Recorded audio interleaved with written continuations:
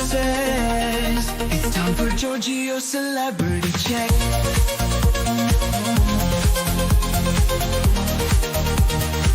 Tune in now, folks, we need to talk about this.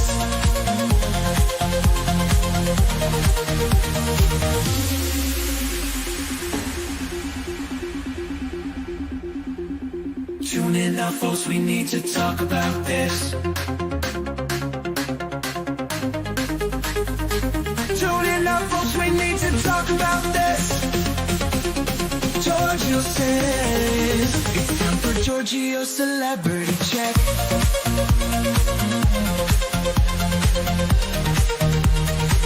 Tune in now, folks, we need to talk about this. Georgio says it's time for Georgio celebrity check.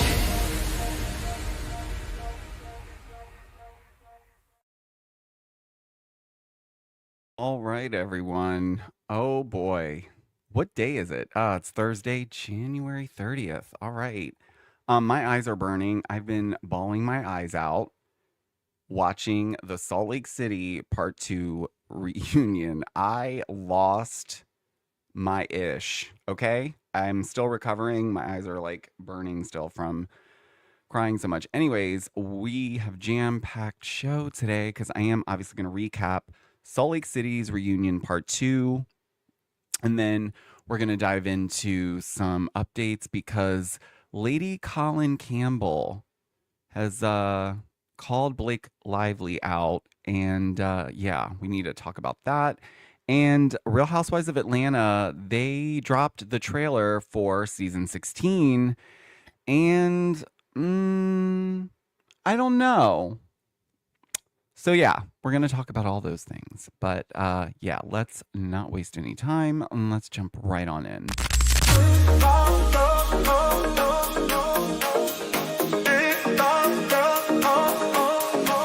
We need to talk about this. Every rumor, every twist on the Georgio Says podcast. We need to talk about So hit that play, stay in the know. Georgio's here to steal the show. On the Georgio Says podcast, we need to talk about this.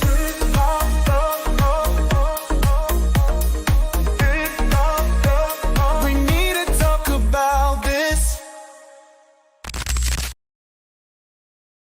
All right, let's get started. First of all, I just want to say that I want to just say one thing. This Justin and Blake situation, there is a plethora of people that are diving into this rabbit hole, right? Creators, all types. And sometimes there's times where we find out things through a creator, or we are finding things at the same rate, or we're looking up things. Everyone's going down deep dives. So the reason why I bring that up is I see in a lot of other creators' comment sections that there's people trying to make it seem like people are taking someone's coverage or story or whatever it is that they've pieced together.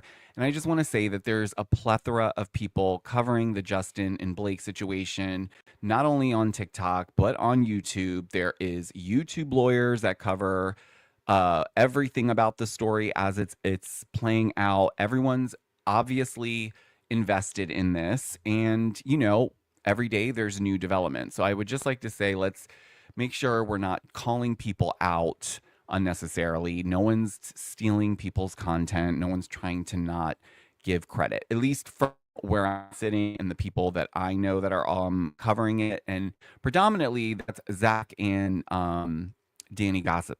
Not Danny, sorry, she's in the chat.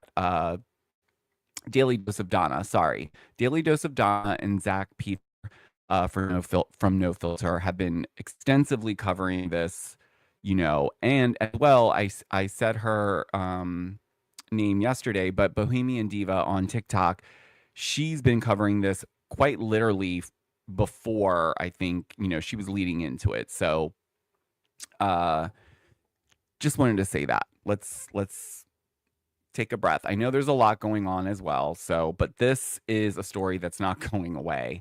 And it doesn't seem like anyone's interested in settling, but the saga continues. All right. So, yes, we are going to recap Salt Lake City's reunion part 2. It was all about Mary, and if you did watch, then you quite literally sobbed your eyes out. And I said this in my short recap of it. If you didn't, Meredith, I'm looking at you.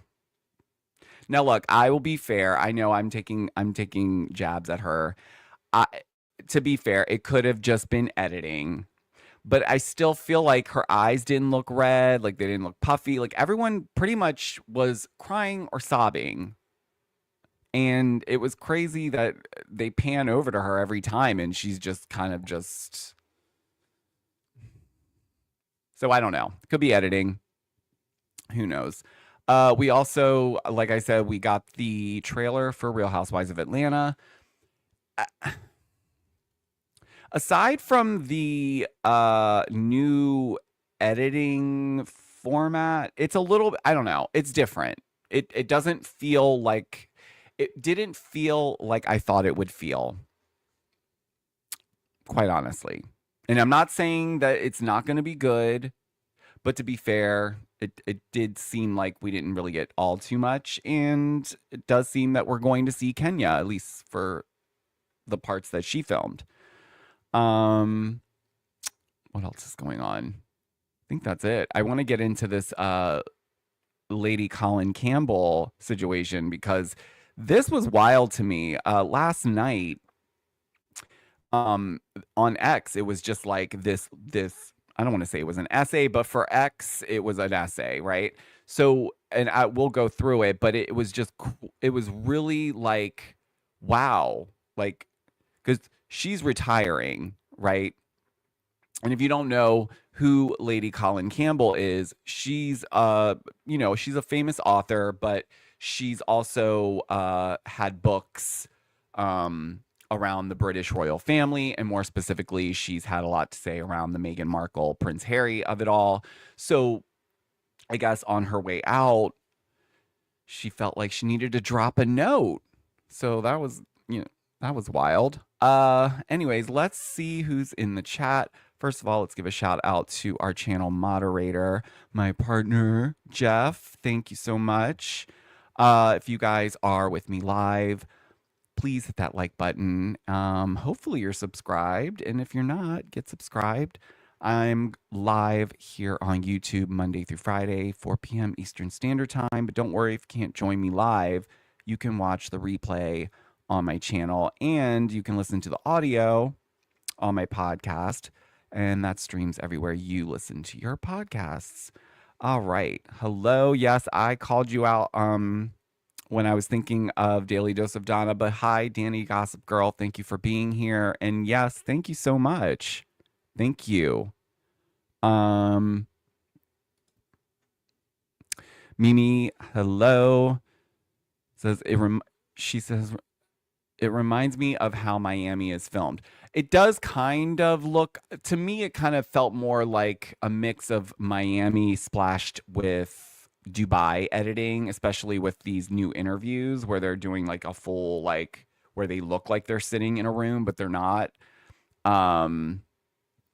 So we'll see. We'll see. Hello, Adam.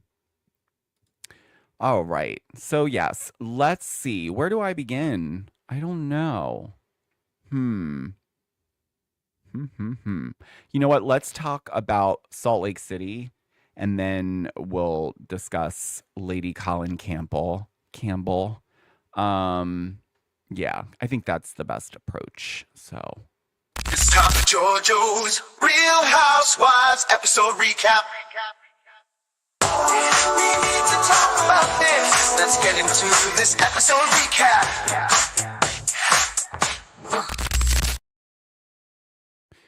all right. Yes, Salt Lake City, man. They really know how to get everyone emotional in whatever capacity. You either are mad at half the, couch, or you're crying. But like, quite honestly, it was just an intense episode to watch. I mean, I don't think Andy has ever cried on a reunion. I don't, not that I tried to think about it because I was like, wow, he's getting really like choked up. And then I was like, oh no. And then his voice cracked. And then I was like, oh no, it's all going downhill from here. And it did. I had quite literally like could have ripped my eyes out. I was crying so much. And I was like blowing my nose. It was like such an ugly cry. But if, it was beautiful at the same time because it was nice to see all the women supporting Mary and really rallying for her. And, we've talked about this pretty much since the season started. Mary has shown up very differently, but we also learned in this episode that the reason why Mary showed up differently this season was because of her new friendship with Angie K, which that's another, like, I love that friendship because, it just shows that, you never know. Two people could seem like they wouldn't get along, or they may not seem to get along in the beginning, but then they could build a really great bond. And those two have really built a great bond, so much that Mary was, trusting Angie with this very sensitive information regarding her son. So, I thought it was beautiful. And I thought it was really nice that they made a big portion of the episode about that. But before I get into where we left off last week, I do want to say there was a lot of people last week when I called out Bronwyn for being a liar. And this was before the Watch What Happens live because I didn't even factor it in because I didn't watch it yet. But when I called her out for being a liar, I got a lot of pushback from people, and a lot of people were just assuming that, oh, because you like Lisa Barlow, you don't want to call Bronwyn out, or you're not giving her, and come to find out, well, she didn't buy the necklace. So she did lie about that. Or the earrings. So she did lie. And also, if you watch back, it's really telling that they're not being, they're twisting everything around, So just wanted to point that out. And I believe last night, Mary was asked about that situation, and she said that she lied. She absolutely lied. So it's okay to call, like, that doesn't mean I hate Bronwyn, by the way. I actually think she was a fantastic addition, but she lied. And I do think that she's twisting this whole thing with Gwen to make herself look like a victim when she really, in my opinion, was using the moment to take a little jab at the grandparents. Sorry, I'm not, like, I don't see how it would play out any other way.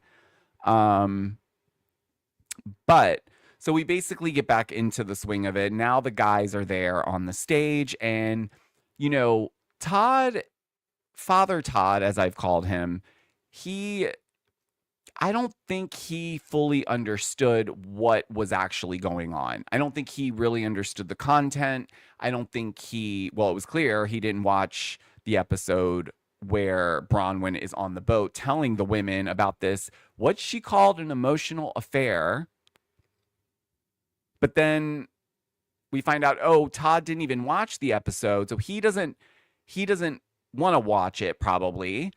And she probably gave him this, softened, version, because when it actually came up, because Heather is like, wait a second. You were like really in a bad place when you were telling the story. And, multiple women on that stage heard emotional affair. So when she's then backtracking and being like, well, I mean, I don't know if it was an emotional affair.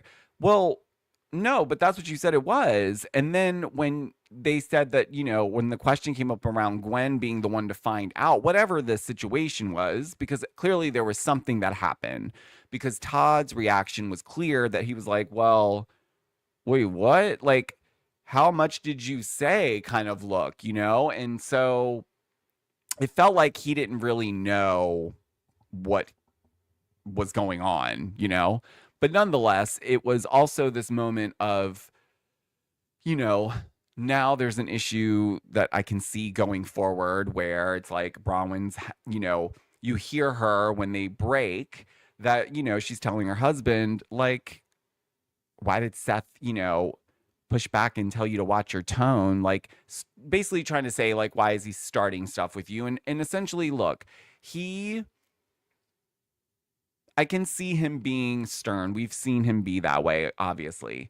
But also, I don't think, like, and Angie, she vouched for him. Not that she, knows every facet of him, but, you know, I don't see him being this like awful guy. And I don't think he's all that bad. I think he's someone who's just obviously older than Bronwyn, has a lot of, you know, he just has a different life. And so, and she has her own insecurities clearly that she talked about. She said, you know, value comes up a lot when it's in regards to her. So she probably felt small, even if she was in a big house and even if she was getting this, nice treatment, so to speak. She still felt small. So everything probably was, a lot.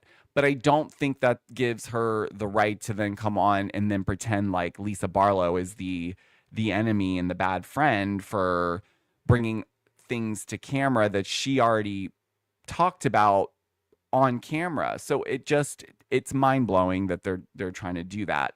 But it seems that they kind of moved away from that. So, I don't really know what's going to happen there with their friendship. I probably am going to guess that they're not going to be friendly, at least for the time being. So, but one person that was really confusing me was Meredith. Okay. Because Meredith, I feel like, I don't know what's going on. Meredith didn't, she was holding on to this little issue. And I say little issue because it's really not an issue when you get the full context. And, it's good that they played the full context because, Angie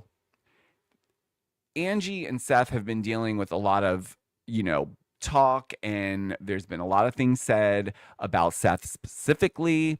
And so when Seth goes on David Yontef's podcast, when he was asked a question. And so they play the question because I guess their point is like he was answering a question, and Andy even said that sounded like he was kind of just being led into it, So it wasn't like he was just going off the hinge talking poorly about Meredith's son.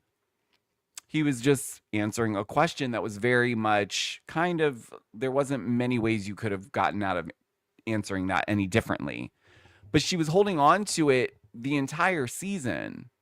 And it didn't make sense during the season. It didn't make sense at the reunion, clearly, because even Andy got annoyed and was like, this is not even a thing. This is stupid. And she's like, well, maybe you think it's stupid, Andy, but it's not stupid to me. It's like, no. And she's still wrong. And it just felt like, you know what, and I love Meredith. Don't get me wrong. Okay. I do. But I just don't think there's a lot of story going on. So, I mean, clearly you're at the end of the couch and you seemingly are fighting for your life, because then you go into this whole thing and you're getting up and you're leaving unless Andy can tell her, and everyone, from production and editors will validate that they're going to play the clip where Monica says that Meredith didn't say anything or start those rumors or, say the rumor about Seth on camera last year. And she's like, gets up and she gets her, fur throw, and she's ready to hightail it out of there. And it's just like, what is going on? All because, the control room validated that what Angie had said was right. And that really set Meredith over the edge, because that's why she was like, no, you need to also play the clip where Monica says that I didn't say it, even though Angie said both. So, I mean, it was just strange. And also, what was also really strange to me was that I don't know. there's clearly something going on with her, and she's not willing to share because she's clearly holding on to things that have happened prior to the season for the most part. There's been nothing that has happened with her, and it just feel it I don't know. I don't know. She doesn't seem like she's as invested for whatever reason. And maybe she just doesn't have a lot going on, or maybe she just doesn't want people in her business, but she's got to come up with something else other than this situation that she brought us. And I do think she needs to just like let it go, and her and Angie would be fine because they've been fine before. We've seen them get along, we've seen them not have any issues.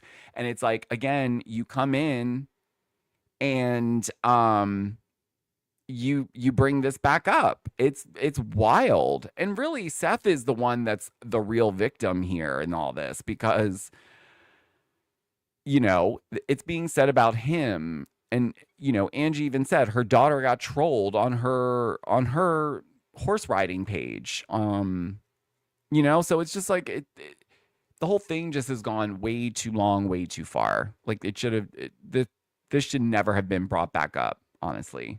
Especially when you listen to the full context of it all and you're like, really? This is what you've been holding on to the entire time? Adam says, I agree, but I think maybe it's all the pills. Listen, I saw a lot of people in the comment section saying she seemed like she was on a lot of different. Listen, no, I don't really. It could be a multitude of things, honestly. Be a little bit of this, could be a little of that. She could be stressed about something, or I don't know. Maybe she took a Tylenol PM by accident. Jeff did that a couple weeks ago. I think he had a headache or something was hurting him, and all I knew is like all of a sudden he was like passing out, and he never takes like naps. It's like, what's going on? So I was like, are you sick? And like, no. And like, okay. And then the next day he like had realized, he was like, oh my God, I took like 3 Tylenol PMs instead of regular, or maybe it was Advil. But nonetheless, yeah. So check your bottles, guys. He was out the whole day. But yeah, so back to Meredith. I don't know what her fate will be. Not, it doesn't mean that because she's at the end of the couch that she's not necessarily going to come back. Because, Whitney's been at the end of the couch now, like what, few seasons? But, it's time to, rally around Mary, because Mary now is, she's shown us so much this season, but honestly, like it was very brave of her and Robert Jr. to be so open about, just the drug use, the things that, he was feeling, and the fact that she was able to maneuver through that with so much grace, and she's got cameras around her, which, listen, I don't know about you guys, but like something like that I don't even know if I would be able to like handle doing that in front of cameras, because it just feels like, I don't know, it probably would be too much. But then again, I don't know if maybe that softens it a bit. I don't know. But either way, she really demonstrated how to be in that moment, right? A great example of what to do in a moment like that. And even though it was heartbreaking for her, and even though the entire thing scared her, and she's talked about her upbringing, and even when she was discussing this, she was talking about how she went out of her way to live in New York for 8 years so that her son could grow up in a more diverse environment, because when she was growing up, she was the only African American in her school. So she even details a time when they would play, the slave movies in her class, and then all of the children would just turn and look at her. And so, she wanted to give her son a better life, a better quality of life, and also be around different types of humans. And now she's in the situation where she's kind of blaming herself. And it was just nice to see that every single woman, for the most part, and I will say Meredith did too, because towards the end we see that she sent her a text and all that stuff. But in the moment, it was nice seeing all the women really rally around Mary. And Andy, like I said, he really got, I think he got the whole thing started with him asking that question about, what did it feel like, or something pertaining to when Robert Jr. said he felt like a stain, and then his voice cracked, and then it was over. Then it was like the whole stage was sobbing because it was just heartbreaking and really nice at the same time to know that like something good came out of it. There was people that received, a message of hope, that it doesn't have to go ugly. It could go great, you could change someone's life. And so it was nice that they were able to use the platform and really spend a good amount of time discussing something that's very, very important. And more nowadays where there's so many people that are dealing with so much. So it was nice to see. But, at the same time, there's also this friendship, right, that you see that has blossomed with Angie, and Angie also has a moment, and that was like adding more layers to everything that was happening emotionally, right? So then Angie is discussing just her friendship with Mary and just how Mary has helped her heal because as we know, Angie's had some traumas around her relationship with her mom. Her mom passed away when she was young, but her mom also had some some drinking challenges and I guess that was also something that added to the trauma for Angie. And so Angie talks about how there's moments where she feels like she wishes that she would have been older so that maybe she could have helped uh, her mom. Similarly, if you're watching Roni, Sai and her struggles with her mom and all of that stuff. So there is a lot of that happens where a child will see that or be exposed to that, and it really can do a lot of damage. And so the fact that Mary was able to give her, I think what Mary said to her was something like, if she could do it all over again, she would absolutely do it differently. And that's such a simple statement, but it's such a powerful one. And so obviously Angie's sobbing. And so now again, sobbing. It's just the entire time. I couldn't get out of it. And it is absolutely the ugliest cry. That's why my eyes are so bloodshot. I'm just like, could not stop. And I like was trying to get screenshots for my recap. And then we obviously are going right back through it again. So it was like putting yourself right back in front of it all over again. So, shout out to all the people that made it through and are emotionally okay. I'm still recharging. Nonetheless, what else is going? Oh, let's talk about Bronwyn in this. Did I already talk about Bronwyn really? I mean, that was pretty much it. She didn't have much going on. She kind of tried to pipe in a little bit, but she didn't have much to say. I will say Whitney really shocked me with the amount of emotion she was showing during the Mary Robert Jr. segment because she was really like emotional. And then she explained like, obviously like this hits home for her in a way because she still doesn't have communication with her father. And so there's a lot of stuff going on with everyone. And I think maybe perhaps Mary is the glue, you know? This was Mary's season. This was Mary's, and like, listen, I know Angie got center snowflake, but if we're gonna, talk about it from the lens of like bringing people together, I think Mary's the glue. She's the one that would be able to do it because she's really anyone that did not care for Mary before absolutely loves her now. That I can tell you because I can tell in the comments, I can tell by the way people speak on her. And so it's nice to see because obviously we never know who someone really is off of a reality show. So the fact that she came in this season and really clocked in, I mean, she worked overtime. Kudos. And yeah, thanks to them for sharing that very important message because I'm sure so many people struggle with that.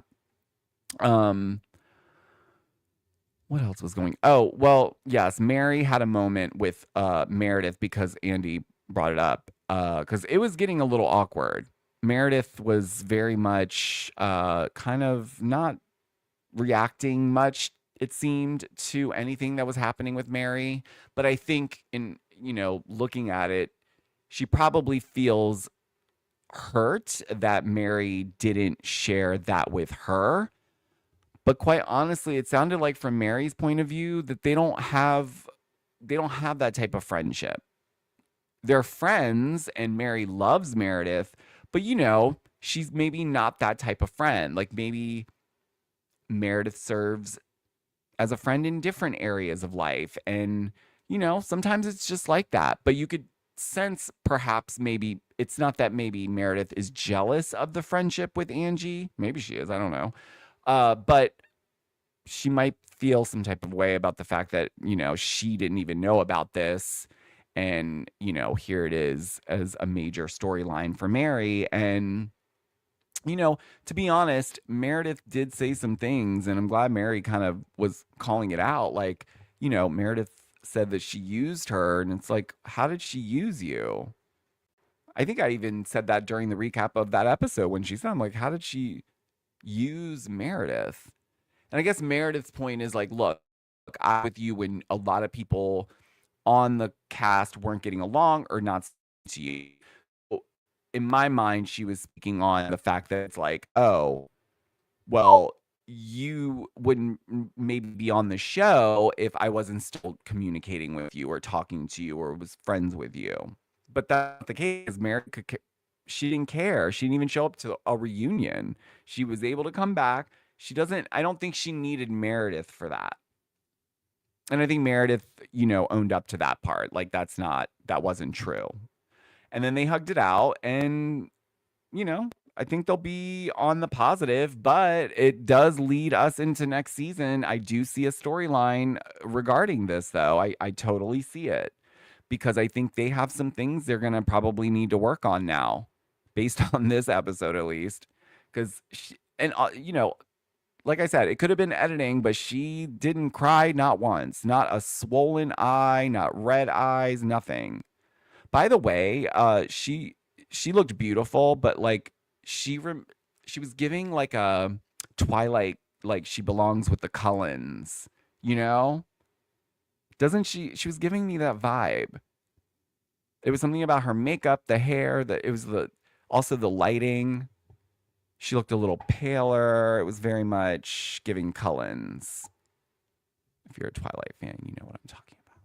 Anyways, yes. So let me know what you guys thought of it if you watched. I can tell by the chat that a lot of you guys were also bawling your eyes out. Because again, how could you not be bawling your eyes out unless you're not a human being? But yeah. Great. We have a part 3 next week, which we get Brittany, and that'll be that. So listen, I'll say this cast is great. The way it is right now, great. So I hope they keep it this way, and I hope that they, I'm not sure what they'll do with Whitney. I'm not sure what's going to happen. Obviously, they could totally switch everything up. But I hope they don't switch it up too much. Because this has been a great season, and I honestly wish it would have been longer because I really truly feel it could have easily gotten 4 more episodes in. Clearly, because we see them splicing in all this unseen footage every week. All right. Now we can dive into the Blake Lively, Justin Baldoni of it all. And if you guys weren't on the show yesterday, you guys already know about this, but if you guys weren't on the show yesterday, I shared with you that I wrote a song called It Ends in Court because this probably will end in court. And now they're feuding and rhymes fuming. I guess that means it ends in court. Article about Taylor Swift. Obviously, going to be Colin Campbell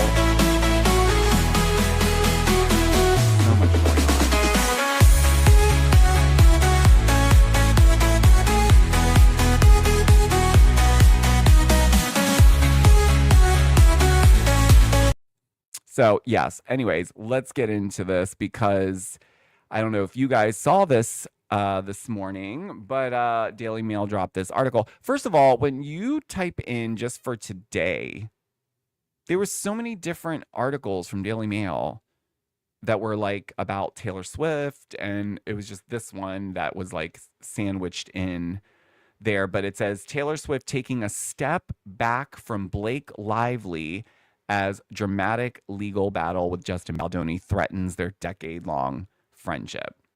Okay, so first of all, I reading the article, it does clearly, well, I don't want to say clearly, it sounds like allegedly it's coming from the Swiftie camp, okay? And if you know anything about Tree, the PR person that manages Swiftie, then you know that she's a very, very, very, very smart woman, okay? So in my mind, this is not like in reality, I don't believe like that Taylor's no longer friends with Blake because of this. I said this earlier on. There's no reason for Taylor Swift's brand to be damaged or included in something that looks like a sinking ship as of now if you're connected to it on the Blake side, because everything that comes out seems to stack up against whatever it is that she's making claims about in regards to Justin and what happened. So when you look at this article, there's clearly reference to a text message that was included in Justin's lawsuit where Blake is referring to Ryan and Taylor Swift as her dragons and she's Khaleesi. But everyone knows what happens in the end with Khaleesi. Nonetheless, it seems that from the article, an inside source says that that was the nail in the coffin, being, compared to a pet or a dragon or one of her dragons. That was like uncool, is what the article said. Uncool. So essentially, what's going on is she just basically being like, I don't want this impacting my brand. So in my mind, Tree was looking through all the stuff and was like, this is going downhill. So you've got to like publicly get far away from this because you've already been thrown in there. And the view is that it was unnecessary. And, the article says that, Taylor wasn't there. She thought the meeting was over with Justin and Ryan and Blake when she got there. Like she thought it would have been over by then. So she wasn't a part of any of it. Like she's basically saying like, no, it wasn't me going over there to do those things or peer pressure anyone. Essentially it's like based on the Daily Mail article, it says no. It was almost like I just got there and it was still going on. So I guess, very interesting. And look, I don't know. It's just very interesting that this came out today. Not today, sorry, yesterday, last night. I don't know. I don't think obviously Taylor's not speaking to Blake anymore. I just think publicly they haven't been photographed.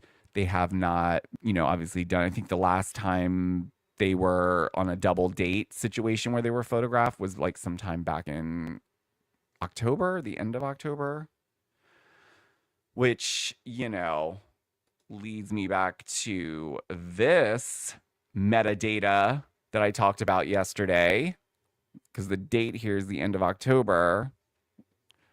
Wonder what that dinner was like. What did they talk about? Clearly a lot. But anyways, Lady Colin Campbell was on X last night, and she wrote a pretty, well, we'll read it together. So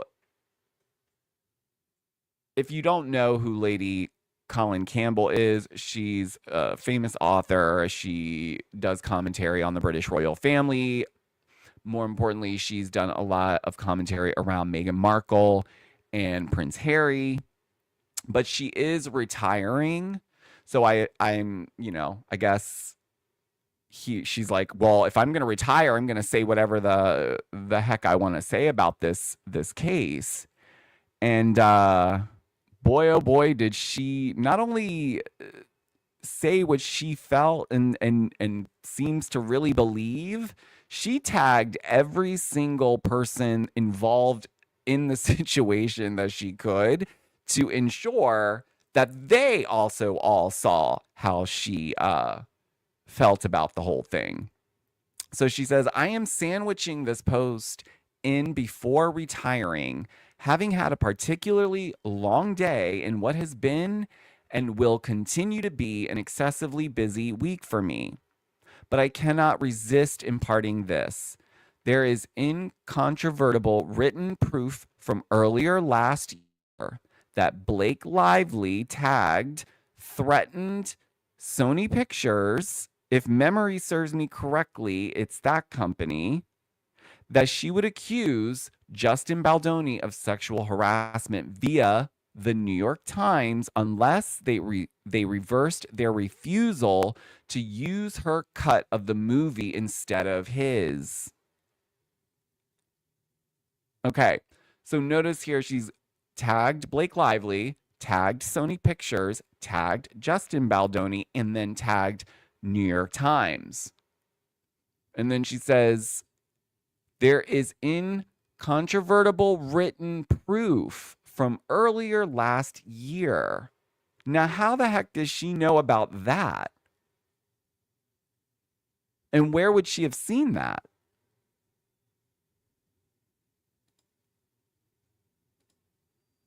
She continues that these threats were recorded months before she did precisely that. Leads me to conclude that there was no sexual harassment, that she was simply deploying that most dastardly of threats to manipulate, indeed blackmail, Sony into giving way to her demands. Then, having succeeded so brilliantly in stealing the scriptwriter, director, producer, actor's work from under his nose with that ploy, she then recycled the same accusation, knowing how incendiary as well as effective it was, using the same New York Times in December as she and her husband Ryan Reynolds furthered for their own benefit their agenda of destroying the unfortunate Mr. Baldoni's life with an accusation that cannot have been true. Otherwise, it would not have been doled out so opportunistically. Oh my God. She tagged Ryan Reynolds. Oh boy. It is my firm view that people who are taken advantage of the way Lively is claiming she was do not utilize their torment so patiently, conveniently, and cynically. Also, no woman who has been sexually harassed by a man would then give him her baby to hold. As Piers Morgan said after Meghan Markle's Lie Fest with Oprah Winfrey, I don't believe a word out of her mouth. I only hope he, Dan Wooten, Megyn Kelly, and everyone else who was in a position to raise their voices to see that Justin Baldoni gets the justice he deserves will call Blake Lively out on such contradictory and deeply disturbing facts. Brian Friedman, keep up the good work.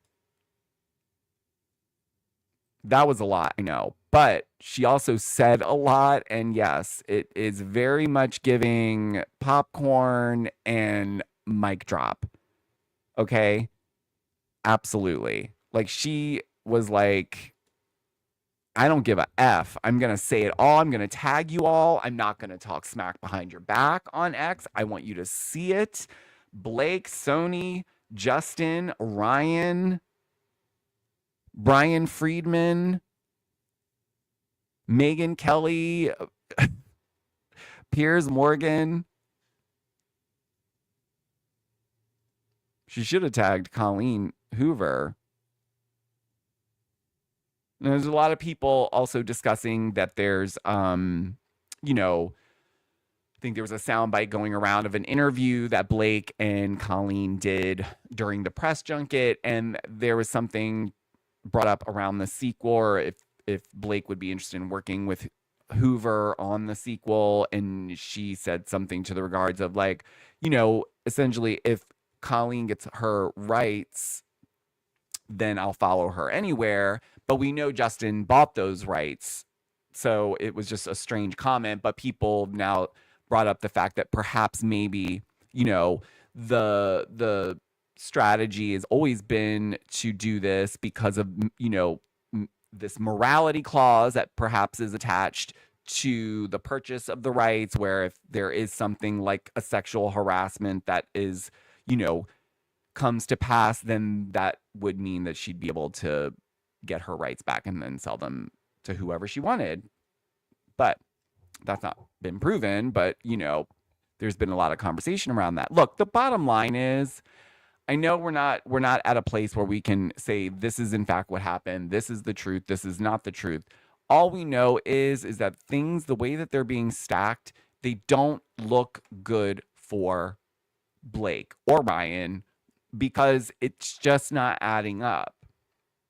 And between the metadata that's been surfaced, now you've got I think I saw Zach Peter or Daily Dose of Donna talking about a Reddit thread that was posted, I think they said 6 months ago, where it was like there were some things in there. Now, obviously, they're alleged, but they were from 6 months ago, where they talk about, how Taylor Swift allegedly got the composer fired so that her song could get used. Like, there's so many layers to this whole thing that it's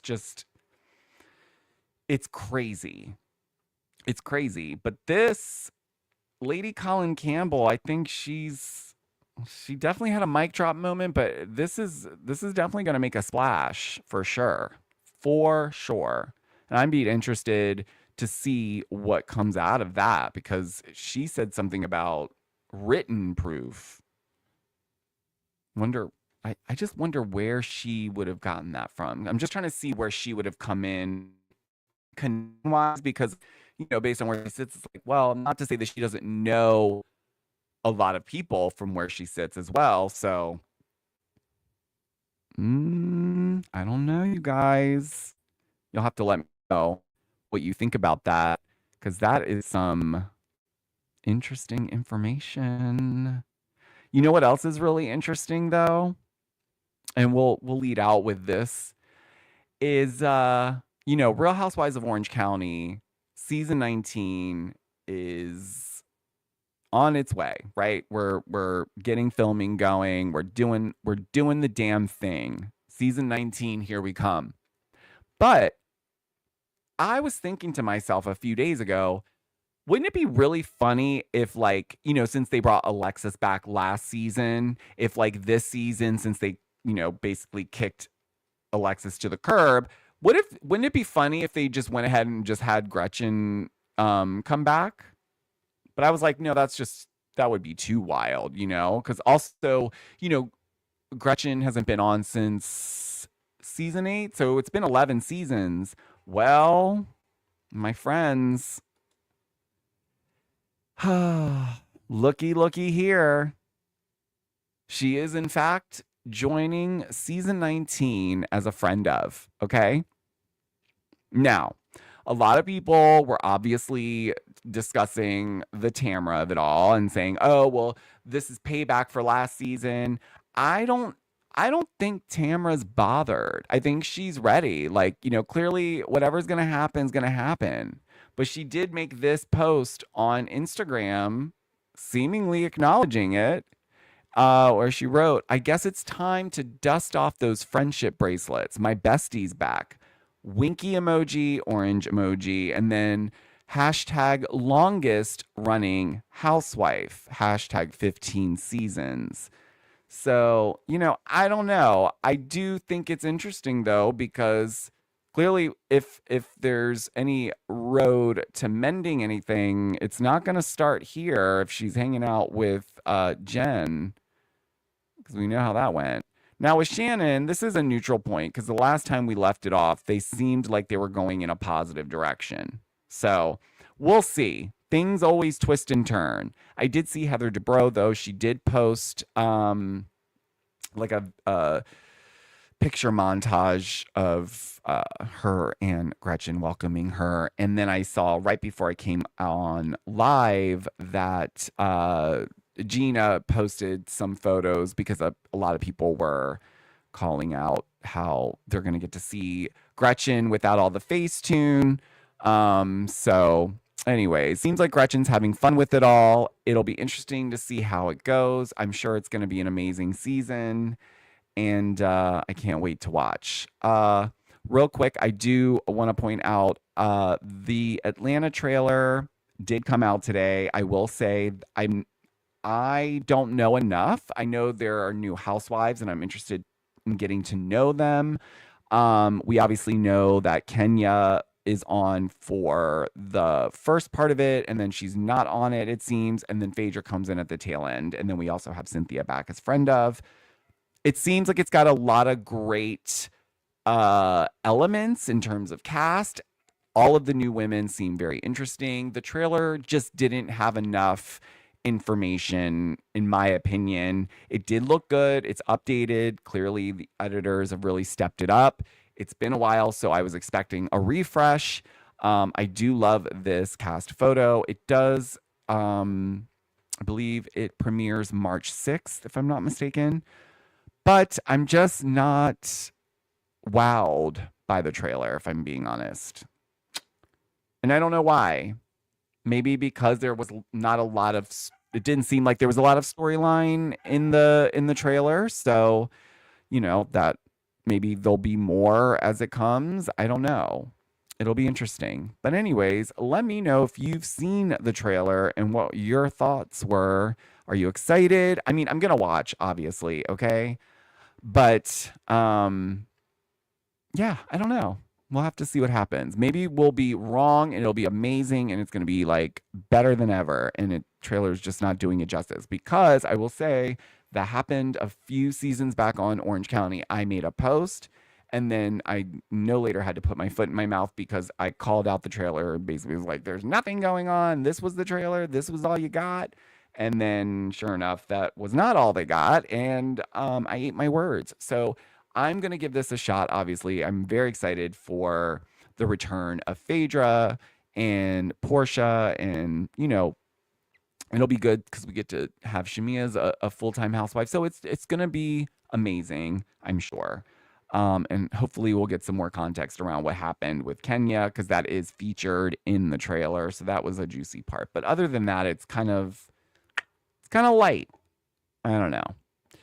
But yeah, so thank you for everyone who joined me in the chat today. I really appreciate it.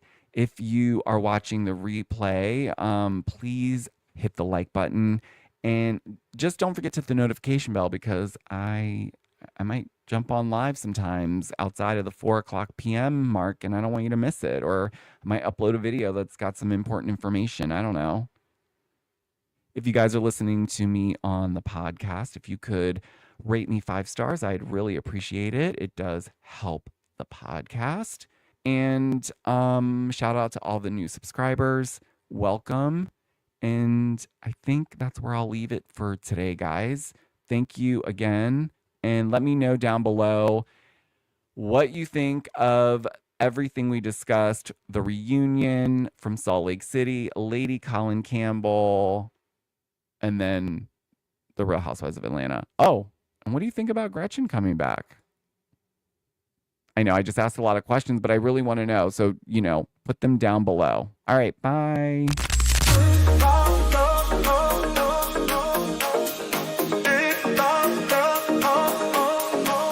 We need to talk about this. Every rumor, every twist on the Georgio Says podcast. We need to talk about. So hit that play, stay in the know. Georgio's here to steal the show on the Georgio Says podcast. We need to talk about this.